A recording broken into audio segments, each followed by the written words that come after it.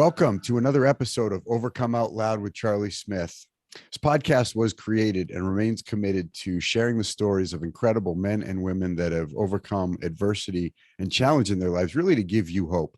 You know, so many people have suffered in silence with so many mental health issues and wellness issues that by sharing our stories openly on this platform, we're able to give people hope and really a bit of a roadmap out of wherever they are to help them get where they want to be. And today I'm joined by a certified International Council Federation of Certified Coaches, a life coach, national public speaker, an author, and really, a subject matter expert on a lot of topics called by the media, radio and television, to speak on his knowledge around the topic of mental health and recovery and all things related to it, as his experience touches so many. Adam Jablin, welcome to Overcome Out Loud. Yo, Charlie, thanks for having me. It's a pleasure. It's a total pleasure. Yeah, man. It's been, as we mentioned before we got started, Adam and I have met through a few mutual friends. We've been in the boxes of a few Zoom meetings together and have communicated. And as we got on this podcast episode, really both felt like kindred spirits that know each other, although we haven't spoken to each other regularly. And it's great to have you on here and share, what I know is a deep experience, not just with your own personal journey, but in the unique ability you have to help others, and how you've taken kind of that mess and made it your miracle and used it to help other people. And so as we get started, Adam, I know you're down in Florida now. Is that correct? Yeah. I'm in Boca Raton, Florida, one of the recovery capitals. You know what I mean? So, and you and I met. Because we didn't meet this way, but we were on a Zoom meeting together.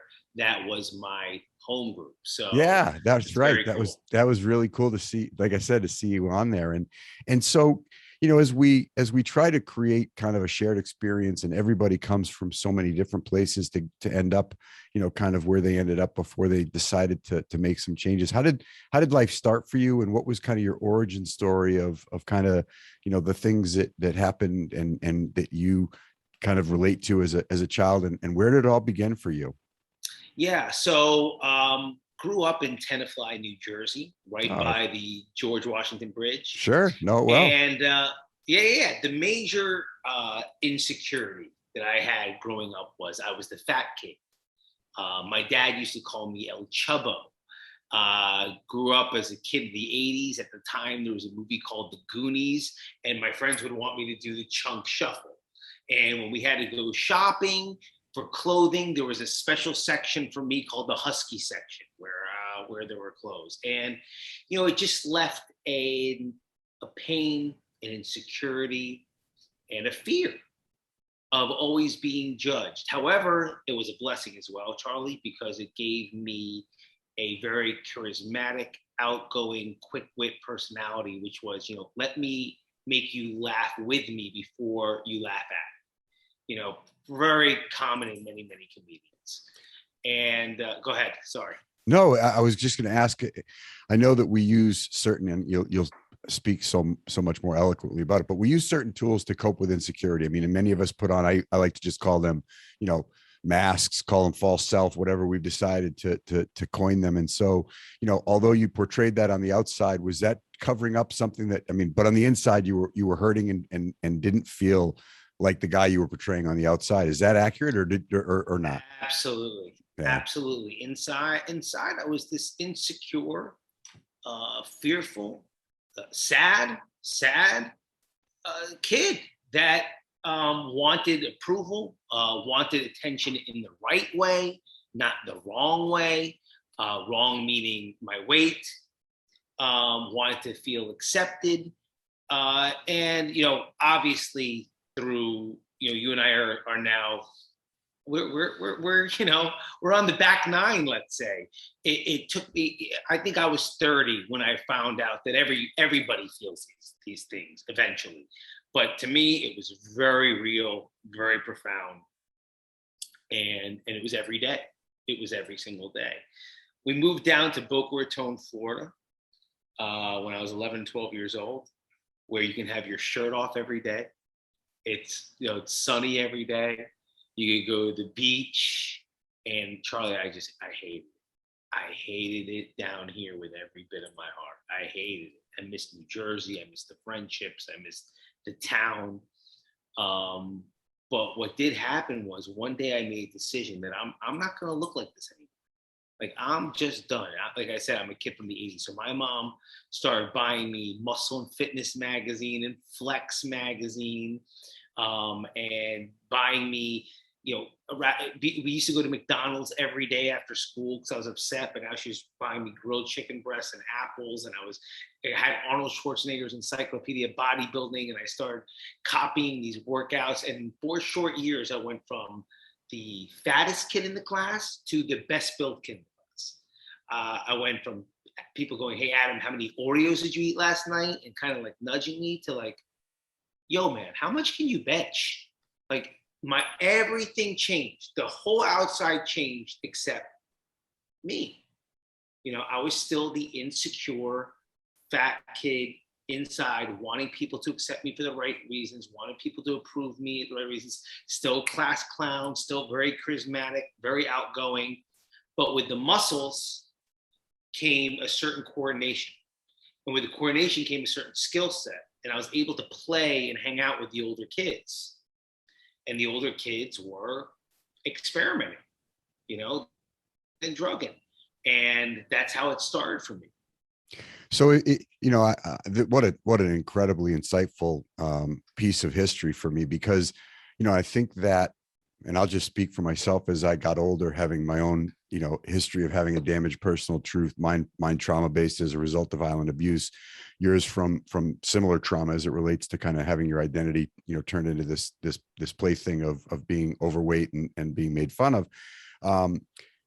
The external thing, I can remember growing up that I always wanted to do what you wanted to do. I always thought if I could come out of every summer and unzip my skin and walk out to be somebody different, look different, feel different, that I could kind of, avoid the way I felt about myself. And I could change, I'd work construction. I'd, want to take on more lifting and carry more foundation panels, and because I wanted to come back to school looking different than I did when I went to school, so people would see me different and I would feel different. No matter how many foundation panels I lifted, no matter how long I worked construction, no matter how tan I got working hot summers, I went back to school, and no matter how I thought I changed the way I look, I still felt the same on the inside. And ultimately, that's what I wanted to numb out, was the way I felt on the inside. Sounds like a version of that for you. The same exact thing. And I'm so happy you used that feeling on the inside, because all I remember, Charlie, is they passed the 40, they passed the booze, they passed the joint, whatever it was. I was young, and it fixed something inside of me that I did not know was broken. The muscles didn't fix it, the looks didn't fix it, the tan didn't fix it, but I drank this stuff, and it fixed it. It fixed, and it was like, yo, now I'm here. Okay, hey, everybody, Adam's here. What's going on? And alcohol became my best friend. It was the number one thing. I was the first kid in high school to get a fake driver's license that worked out in the boonies, but I still got us all the booze we wanted. I went to Arizona State University because it was the number one party school in Playboy and Penthouse magazine. That is exactly why I went there, which it was. I mean, my identity started shifting towards the party guy. Wow. And what's amazing, and I think people need to understand, is the progressive nature of the disease of alcoholism and addiction, because we're good until we're not. And so you obviously developed a lot of kind of coping skills as you were young, that served you until they didn't anymore, and they were still serving you. So you could wear a lot of different hats. You were compartmentalizing your life. Were you starting to have any negative consequences associated with your drinking, or when did you start to have some negative consequences associated with the way you were behaving? If I was to be totally transparent and go back in time, there were a few times in high school where we pushed it to the edge. There was a time that I pulled over a cop. The cops were supposed to pull over you. I pulled over a cop thinking he had my driver's license still, and there's booze in the back, and I got a serious reprimand. relationships that were broken, girlfriends, friendships, all from the fact of either me lying, me saying I'm going to be here and I don't show up, me saying just drinking and partying the way I wanted to, or me finding companions of a lower order that could keep up with my pace. But I started feeling consequences that seemed somewhat more of natural maturity right from the get-go. Then the consequences started getting more real towards the end of college.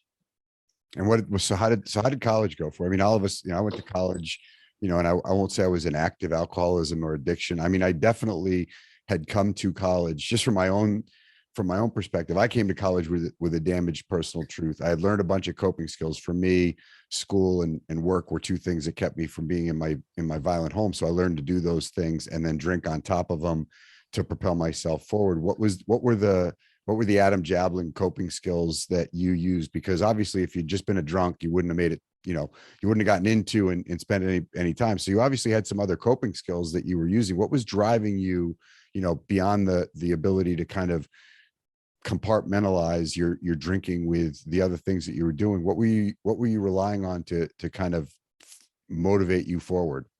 Yeah, well, the main thing I would always say is fitness and bodybuilding. Now, I almost don't like saying those things anymore for the fact that whole scene, I feel like the second you say it people start thinking performance enhancing drugs. I'm the alcoholic and addict, Charlie. Like, this is just how warped my mind is.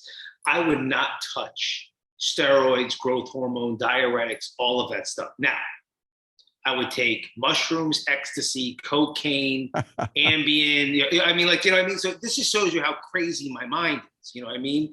Drink Patron, like it's, but I wouldn't touch performance enhancing drugs. But I would say my background in falling in love with fitness and taking care of the body, and also something that I love now, but I hated back then, was I was a natural encourager. I always wanted people to thrive and do well, which I guess I didn't realize I was a coach in the making. And the reason I didn't like it was it felt very feminine. It felt very feminine to cheer people on. I remember playing football and wrapping our opponent up the proper way and picking him up, and my coach screaming at me, that I didn't lay him out, that I didn't leave him on the ground, that we don't pick up our opponent. And it always made me feel very, very feminine and less than, that I had this thing inside of me that wanted to help. Isn't that an amazing, I mean, to me, it's an amazing narrative perspective. I think you and I can both agree that really, perspective is the narrative that we give certain events. And so, your narrative was to be helpful, to be supportive, to be encouraging. And you got a message from somebody else that there's something wrong with that.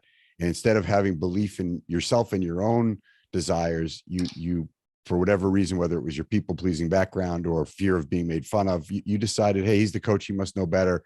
There must be something wrong with the way I'm trying to help people. Now, I will tell you this little known fact, that University of California, Berkeley did a study and found that the amount of, or the number of touches that were measured by pro basketball teams had a direct correlation to the number of championships and the winning record of most NBA franchises. They started doing, I think the first team they did it was with Kevin Garnett. Kevin Garnett was known to be a very supportive, encouraging player. I think they measured the number of people he touched after a free throw and how long it took him to actually make contact with teammates from the time he shot and either made or missed a free throw was like milliseconds.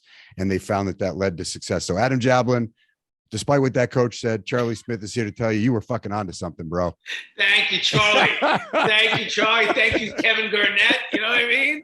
Thank you. That makes a lot of sense. And I never heard that before. So that's, I'm going to listen back and steal it. Yeah, no, please do. We train when I do mental performance training with athletes, one of the things we really encourage them is to get a lot of high fives out. I mean, it is so contrary to what your coach showed, it actually does a few things. One, it builds culture and it shows leadership. And so, but this is why I find it so interesting. And the only reason I bring that up is just how your narrative, and really how, I'm hoping through the work you're doing, through the work I'm doing, and really through the vehicle of this podcast, we're able to really give people different perspective on old narratives and how, not to believe what quote unquote the masses say, and to find some other narratives that serve you better. So it's interesting that was turned into a negative for you, because it obviously is one of your superpowers. I appreciate it, brother. That's a great lesson. That's a great lesson. Here, let me also show you another side of my personality, because it's happening right now. For me, I love conversation. So for me, not asking, what was that like for you? Did you experience something similar in high school? That I like the flow, and being interviewed. It's like, I want to know more about you rather than speak about me. So, but I think a lot of us are like that. Yeah, it's true. And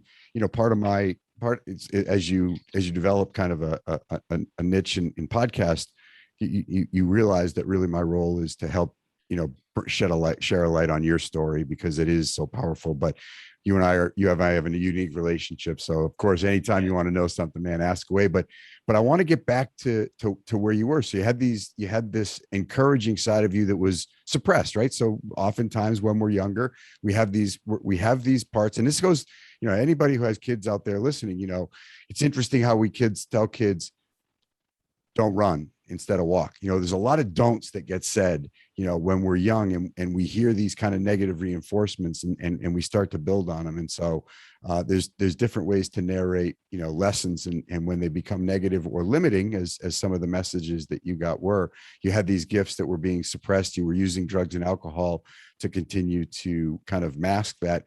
Made it through college, bro? Made it through college by the skin of my teeth. Got a DUI in college, did my 2 days in jail. So, earned my stripes, let's say, in alcoholism and addiction, because the consequences were starting to get real.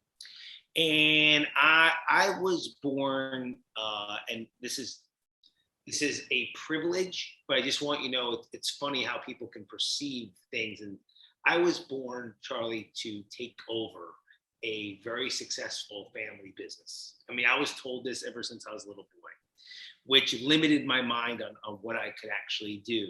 And I would never think about doing anything else that excited me, because I felt like I was cheating on my family.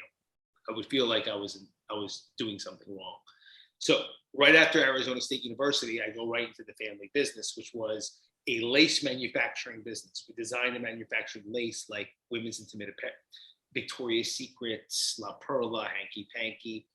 And the reason I want to explain that is my grandfather that originally started the first model of the business, he was like Joe Montana, okay? He just dominated. He was a captain of industry, and people marveled at him. My father was like Tom Brady. He eclipsed him. So I had two really, really big shadows. Yeah, it sounds really like it. Big shadows. And the reason I wanted to share that with you was I felt lost. I felt insecure. I worked really, really hard. My natural gifts were suppressed, as you said. It just spiked my drinking and using. It just spiked it because I didn't know how to handle it. I didn't know how to handle this fear, this insecurity of how do I live up to this? How do I measure up? How do I take this massive empire, this machine into the future? I mean, I don't even know if I can improve I don't even know if I can improve on a painting, let alone bring this company to the future. It was just an everyday, these thoughts, every day. Am I living my purpose? Is this what I'm supposed to do? How am I supposed to do this? How am I supposed to be as good as these guys? Every day. Was there combined with that? And I'll bring this full circle for you. Was there, I hear that narrative, and that's overwhelming, and that's a big kind of pair of big shoes to step into. Was there also the self-doubt, not, were some of the old self-doubt, not just this is going to be hard and how am I going to do this and am I living my purpose, but was the not good enough tape also on replay back then? Always there. Yeah. Always there. Because I think we do things. The reason I bring that up is because I think we do things in pattern because we get a payoff from them, and for you, you'd learned, to kind of be the extroverted comedy kind of comic relief, and then you got strong and fit. But you still had alcohol to numb the fact that you'd never really learned how to deal with feelings. I mean, feelings are like stoplights. I mean, people will say feelings aren't facts or some other things. At the end of the day, feelings are real. They exist. You get them, and they're there to tell you something. And what they all told you was, if I drink, they'll go away. There's no, and I think that's what I continue to hear is lots of feelings, lots of narrative. And I'm sure, let me go back to the pattern that I've developed, which was drinking. And sure enough, all those feelings went away. In early recovery, Charlie, I was in therapy for 5 years. And I still go to therapy when I need it, but I was in therapy for 5 years.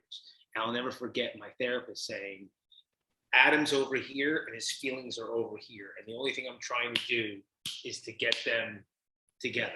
I mean, wow. I was broken.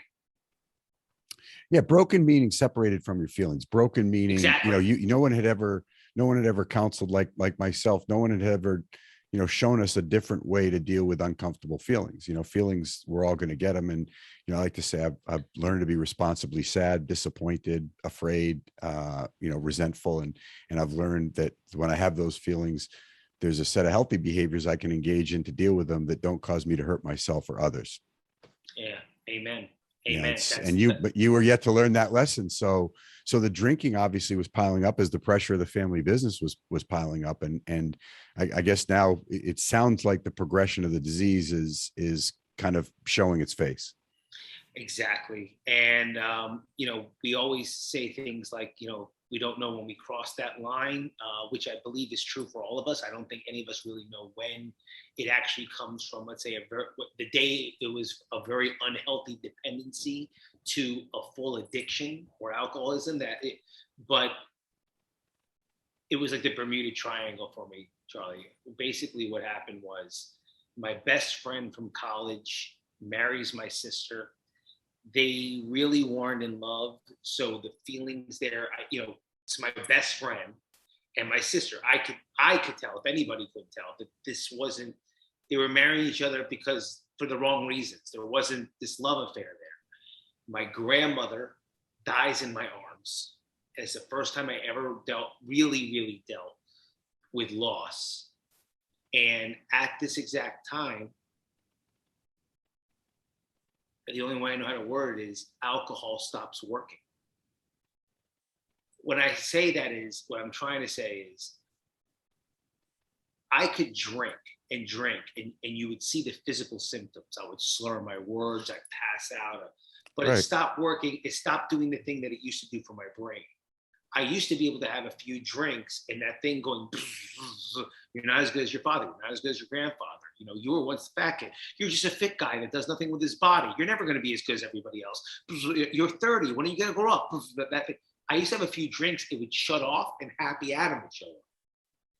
It stopped work. I couldn't drink and it never shut off. It never shut off. It was torture. That's that jumping off point. You get to that point where, and something I want to be really clear about with people is, as Adam shares his story, there is a line, and I personally can't stand the fact that we have to hit rock bottom. We use that term as if you've got to lose everything, and the truth is, you don't need to be any sicker to get better. You can, as soon as you start to feel the consequences of your life are stacking up and you want to change them, you can change. Don't let anybody's narrative tell you that you need to lose everything. You will ultimately, you'll lose. I'm not here to, that train's going to go where it's going to go. But your point is really impactful, which is that it stops working. It stops working. And so you're having that more negative consequences. You're not getting the relief, and the pendulum shifts. I think that's the line you're talking about. It shifts from kind of fun with a few problems, but at least I'm getting the payoff of this numbing effect to my feelings. And now it's just problems. And the amount I need to consume to quiet my brain is really I don't know, unconsumable, if that's an English word, but it's, you Yeah. can't drink enough to do the things that you were hoping that drinking could do. And you get to a point Yeah. where I'm sure the negative consequences are starting to pile up, as they do for most people with active addiction. Absolutely. And by the way, one of the things that I like to point out for me, because it's very personal and it makes me feel it, is it was a lot of the physical ramifications too. Like I could not control anymore the things that I used to be able to control physically. You know, even my equilibrium at times. I just, my body was shutting down, to the point that I went to the Hanley Center here in South Florida for rehab, for treatment, and I still have the record of the highest toxicity rate in blood because I was mixing so much stuff, Charlie. Yeah. You know, like, so now I say that 15 years down the road, a little bit with like a badge of honor that I made it through. But back then I was like, the denial was so thick.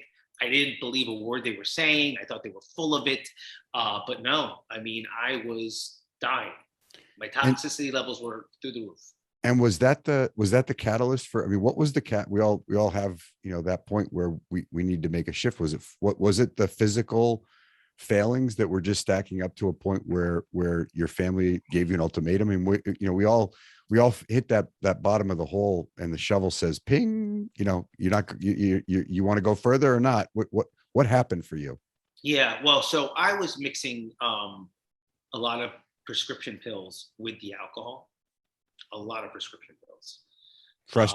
Frustrated chemist right here. Hey, me too. Right. Me too. Please don't So, mix. Please don't mix. Not please. Do not take while consuming alcohol. yeah. How many?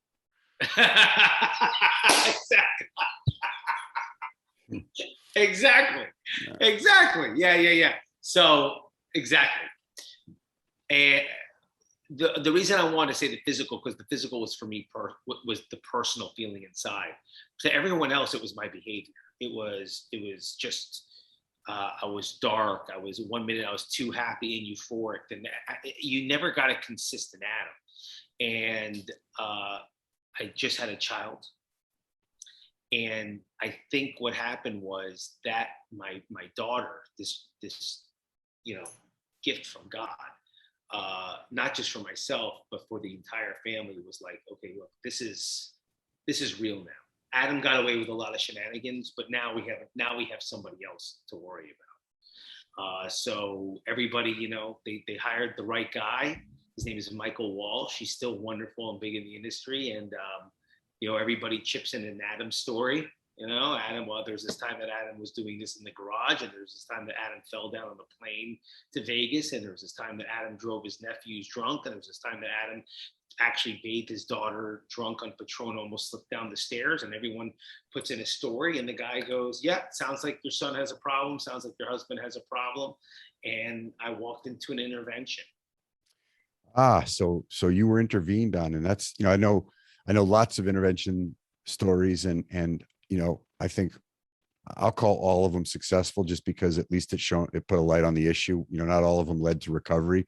I love the ones that do, but I think whenever people can take a proactive approach to confronting somebody, instead of letting it stay in the shadows and playing that, don't ask, don't tell game, or the denial game, at least, the catalyst for change comes from shining a light out of the kind of mushrooms of the cave. So I'm super glad that your family had the courage to do that. And obviously I'm even more appreciative of the fact that you heard the message, because at some point those messages just kept, you can deny a few, but it sounds like there was enough there that kind of, you were at the right place and in your own kind of headspace to hear the stories. Yeah, I was. Thank God, Troy. Now look, I still was Adam enough to have a little denial. I compromised on the 28 days. I was like, I don't know if I could do 28 days. That's a long time, and always worried about what other people are thinking of me. Where is the employees going to think I am? What are these people going to think? It wasn't even about the people in the room crying, asking me for help. They were not important. Where are people going to think of me? Where are people going to think I went? So they compromised with me, which was never a compromise, it was a manipulation. And they said, okay, how about 10 days? 10 days and we'll see if you have this thing. and I surrendered and I went to treatment. And the day that I thought was obviously at that moment the worst day ever in my life turned out to be the greatest day of my life.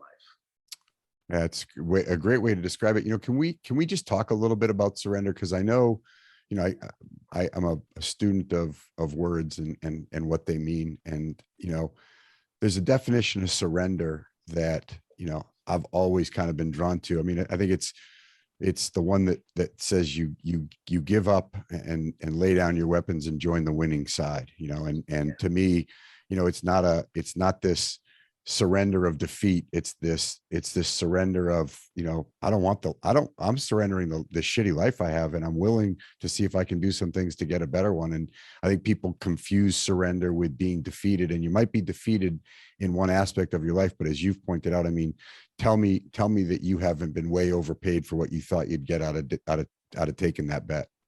Way overpaid. I mean, look, I follow you. I hope you know how much I love and respect you. And before we even met, your dear friend George Mumford, I read his book like 3 times. So that moment of surrender, that's like being traded to play with the Bulls with Michael Jordan and Scottie Pippen.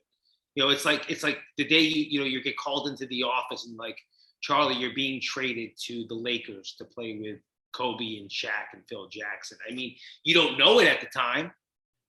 It feels like a complete, something's being taken away from you, but really everything's being given to you. Yeah. So, thank you for that perspective. And Adam, just what a great way to describe it, because it's like, what's being taken away from me?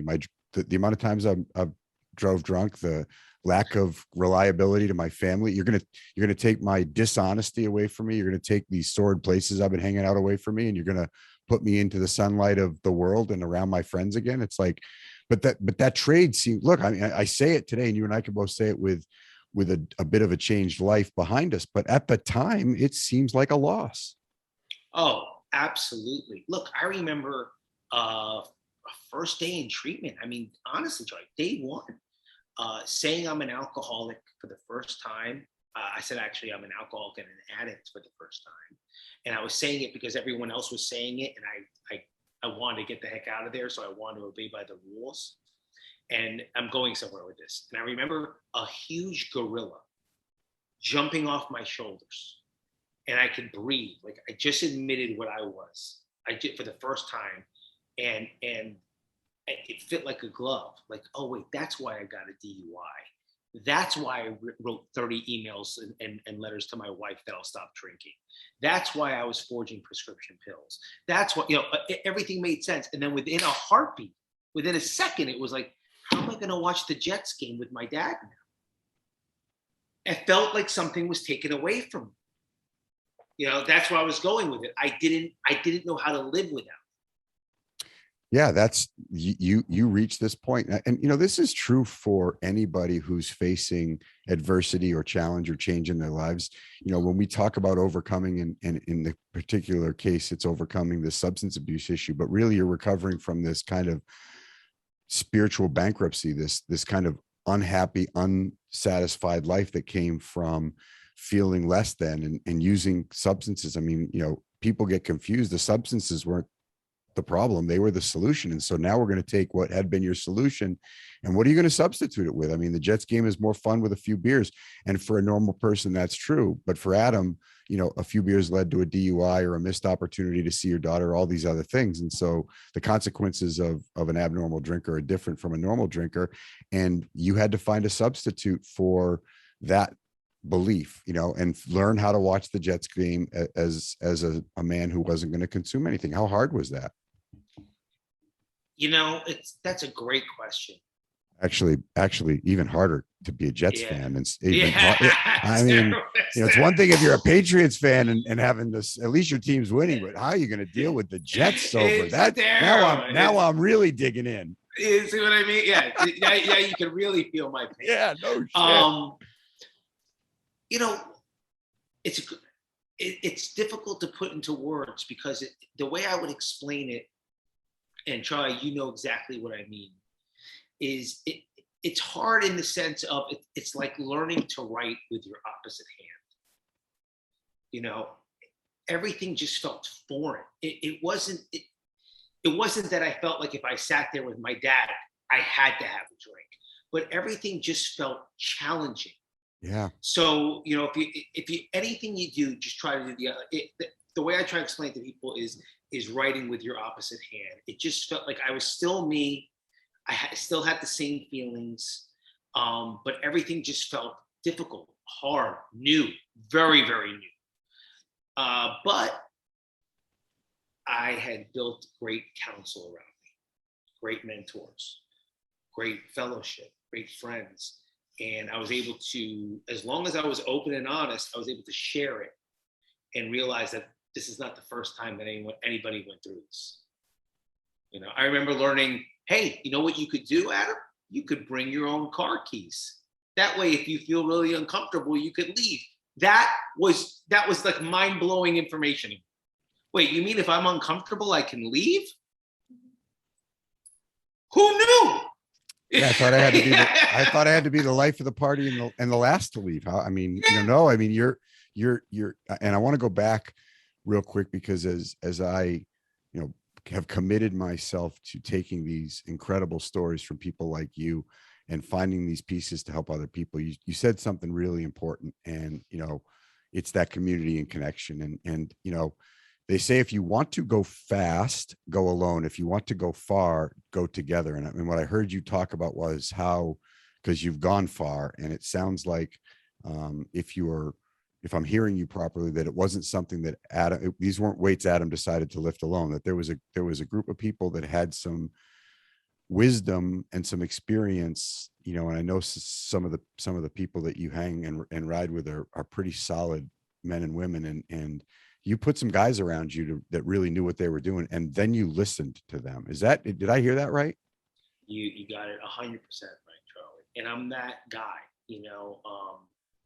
I will follow directions to a T. So if I'm with you and we're hanging out and you say, Adam, you go A to B and B to C, that is perfect for somebody with a personality like me.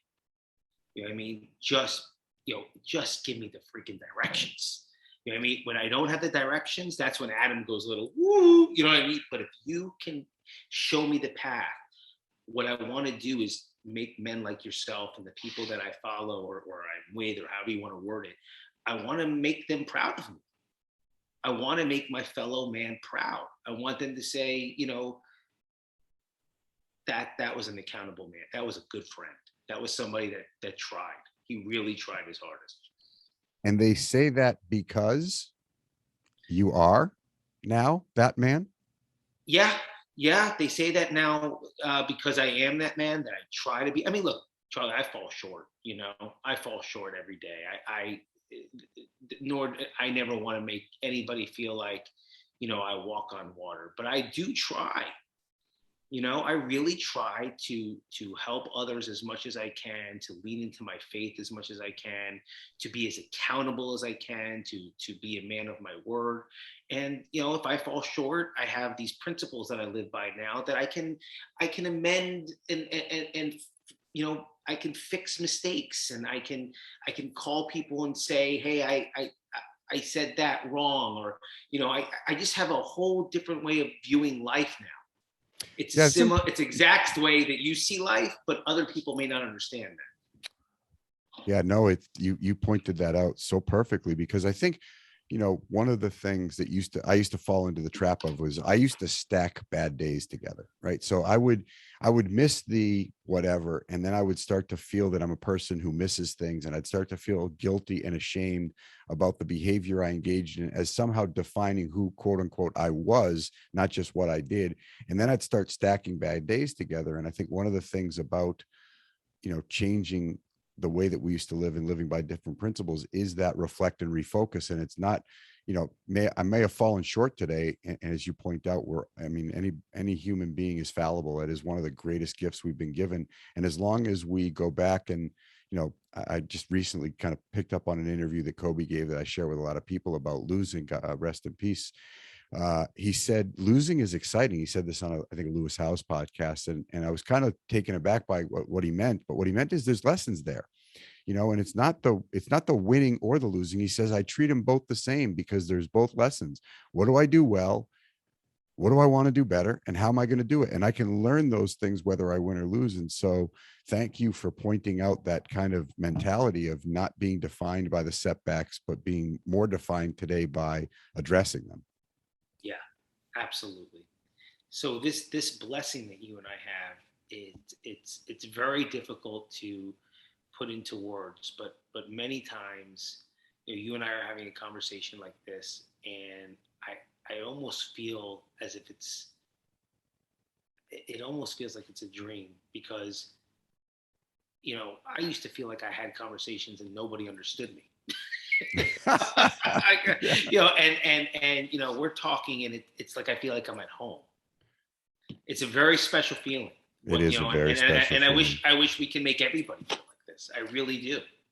Well, I don't think we have, I don't think people with substance abuse issues have a monopoly on the not good enough kind of narrative and the fear of other people's opinions. I mean, we have, that big kind of wave of comparison that blows out there. And I think one of the things is you've developed your practices, your skills in helping other people, and kind of going back to that gift that no longer is suppressed, and now being kind of a CEO, Chief Encouragement Officer, Adam Jablin. Thank you, sir. Thank you, sir. How do we help people, or how do you in your practice help people with those broken narratives, with those deep rooted insecurities and those feelings of not good enough that plague most people? And I'll say, look, I'll be candid. I think people that have a substance abuse issue level those things up a little, because first of all, to be clear, we have a shame-based disease. So the things that I did while I was drinking and using are not things I'm proud of. And so the shame cards stack up a bit for me. I also have, as many people with substance abuse issues have, a lot of childhood trauma, as a fact, not as an excuse or a reason. It's just a fact that caused a reason for me to compensate in other ways. And so when it comes to that narrative, I can prove a lot of deep rooted insecurities from the childhood trauma. And then you stack on top of that a shame and guilt based disease where I'm actually not very proud of a lot of the things that I've did. And while those live in the past, how do you help people change that narrative in the present so they can start knowing who they are today, not who they were, and be comfortable in their own skin? I think it's, something I've seen you greatly do for yourself, and maybe just share a little of that journey with us.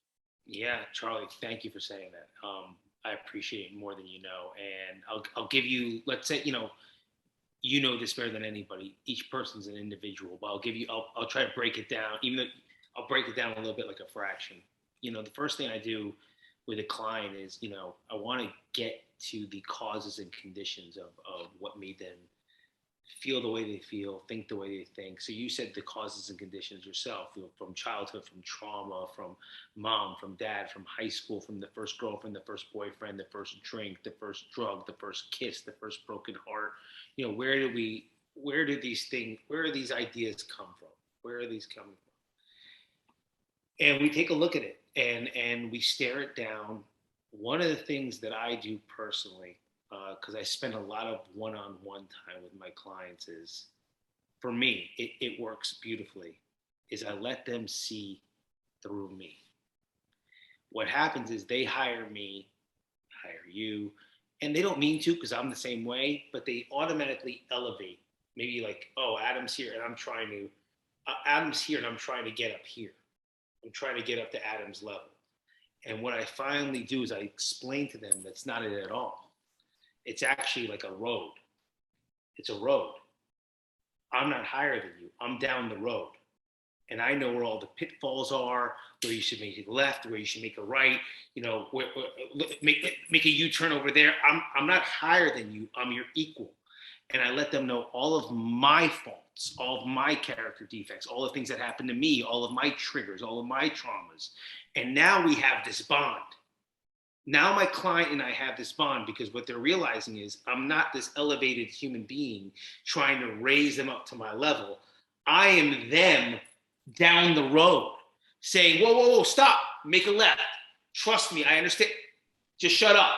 Come. Whoa, make it right. And it builds. And what they start realizing, these were just false ideas that I had. And I'm not the only person to have these feelings. And I'm not the only person to have these experiences. And I'm not these. And look, if we need to go further down the road, meaning they need to go to therapy, they need to go to hypnosis, they need to go speak to a preacher, or maybe go to confession. All of those things are on the table. All of those things are on the table to have them feel free. But many times it's the work we do. It's just the work we do. It's so amazing. And how did you figure out, or how do you help people? And you've done it yourself. I always like to say people don't want to be told what to do. They want to have you show them how you did it. And I think that's part of what comes from being the chief encouragement officer in many people's lives for you. How did you move? Obviously the family business took its path, and you decided to write some new chapters on the pages of your life. Where did how did the inspiration and the motivation to change what you did for a living and get into this space, where did that come from? Well, Charlie, I was always in love with helping people. And what happened was, it was time to actually sell the family business. It was not, I didn't leave it. I didn't jump from it. It felt like this momentum, this shift, that something was going on. And it was, I had done talks, and I had done this, and I had done that, but everything was always behind the scenes, very, very below the radar. And this was time for me to launch my own career, to be myself. And I was able to take my 15 years of recovery and my 23 years of running a lace industry, and my years in fitness, and my experience in therapy. And I got the education, and I got the licenses, and I got the certifications, because I didn't want to. The last thing I want to do is start helping people and be a fraud and be like, why just make up my own? I want to learn and grow and expand. And I don't believe in the word luck. I just don't. It's my own personal thing, but there is something about divine timing. And Charlie, I hit a wave. I just hit a magical wave, and I got up on that surfboard and I rode it. And it came with some pain. It came with some difficult choices. It was very, very hard for me in the beginning to talk about who I am and my recovery so out loud, because I had been trained to keep it. I had been trained to be Clark Kent. Yeah, look, you, myself, I think many others, there is a stigma, there just is a stigma around. I don't know who the guy in the brown, I don't know who the guy in the trench coat with the brown paper bag is, but he gets a lot of play when it comes to alcoholism.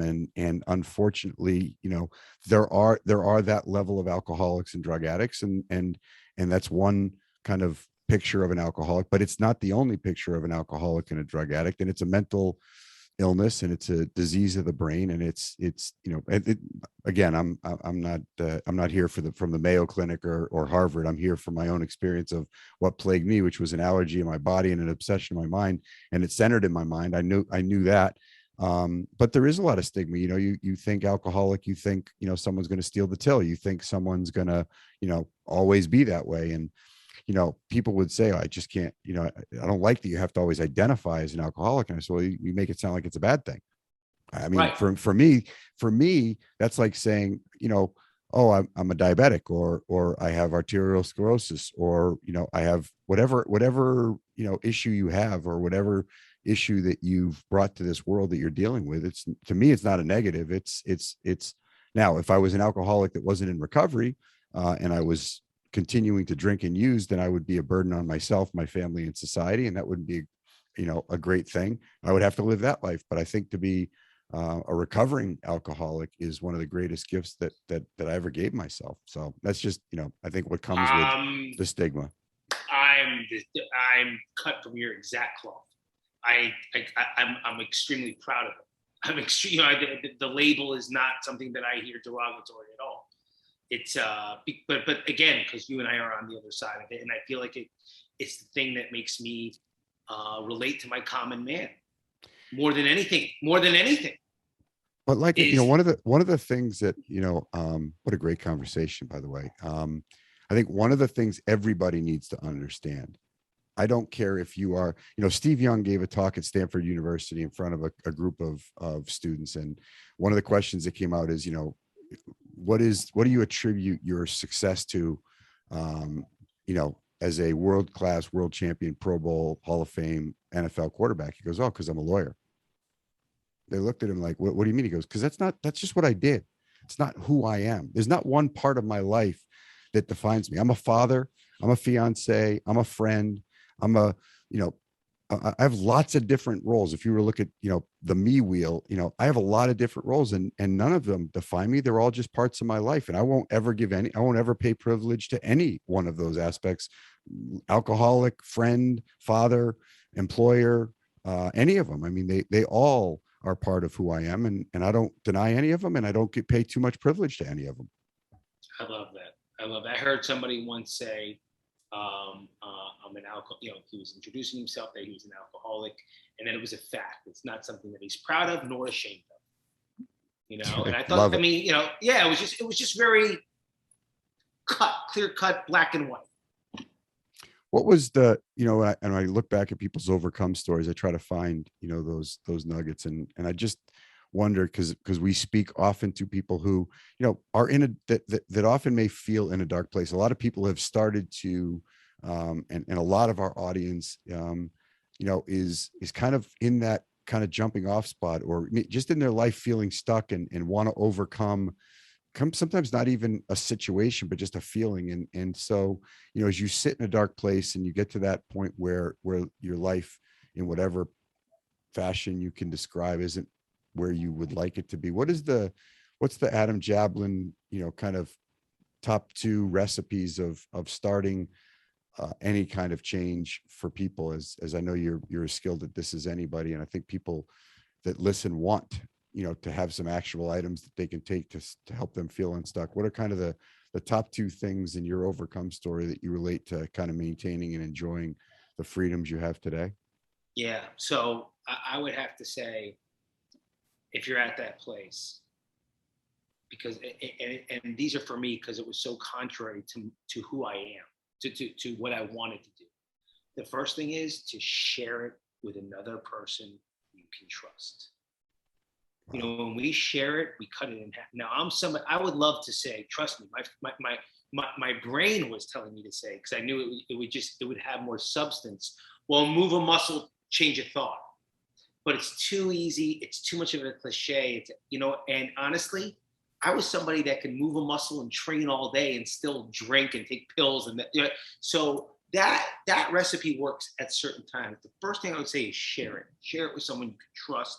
Because now, if I share with Charlie what's really going on with me, what's happening in my life, the pains I'm going through, the places I'm stuck, now Charlie's carrying the canoe with me. Now he's helping me. And Charlie has his own life experiences, be it, with women or with relationships or with children, and that he could pass on some nuggets to me that can actually empower me to take a step forward. And I am the guy that wants to smile, wink at you, point, and not tell you shit about me, right? I want you to think I'm doing great while inside I'm dying. So the first thing for me that I would tell anybody is to share it. Share it with another person.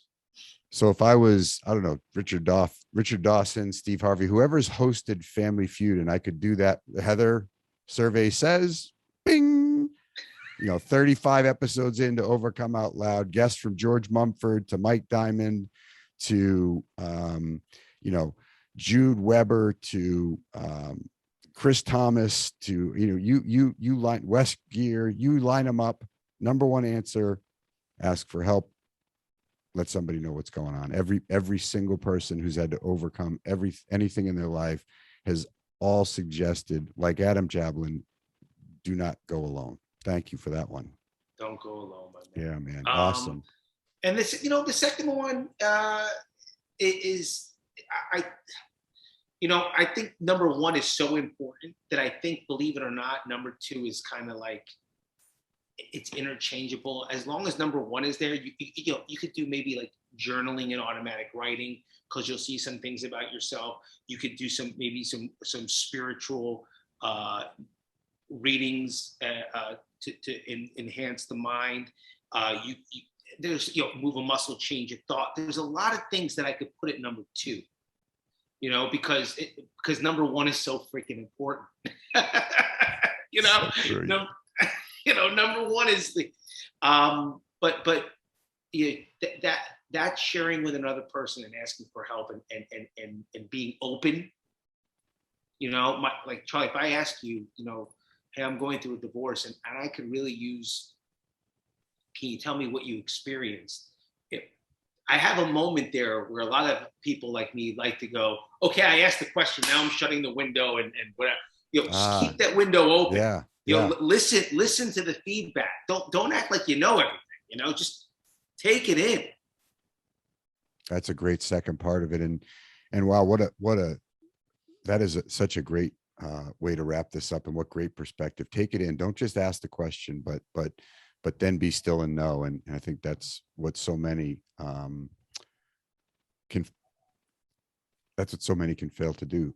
Adam, you're doing so many great things. Can you just, and obviously we'll make sure to tag and note all of them, but can you just kind of, as we wrap up, let people know how to follow you, to get involved with you? I know you have your hero challenges and your hero project, which is incredible. I love following it, and seeing the people that I'm sure are being transformed. Just give us the 411 on where people can find Adam Jablin.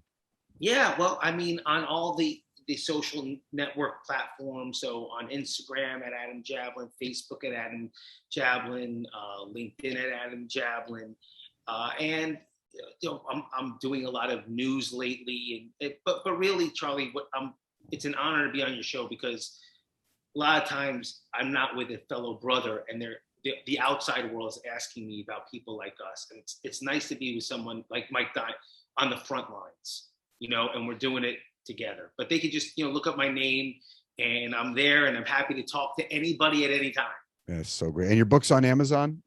Books on Amazon. Yeah, check that out too, man. Awesome. Well, Adam Jablin, thank you for shedding a light on your story. Thank you for coming and overcoming out loud. So many people do suffer in silence. You've seen a lot of the news around mental health these days in sports. That seems to be a place where their platform and their narrative seems to get spread out a lot more. But there's a lot of common people suffering just as well that need attention. And so we can choose to suffer in silence, or we can choose to overcome out loud. Adam Jablin, thank you, man, so much for coming on and overcoming out loud. It was awesome to spend some time with you. Same, brother. Thanks for having me. I appreciate it.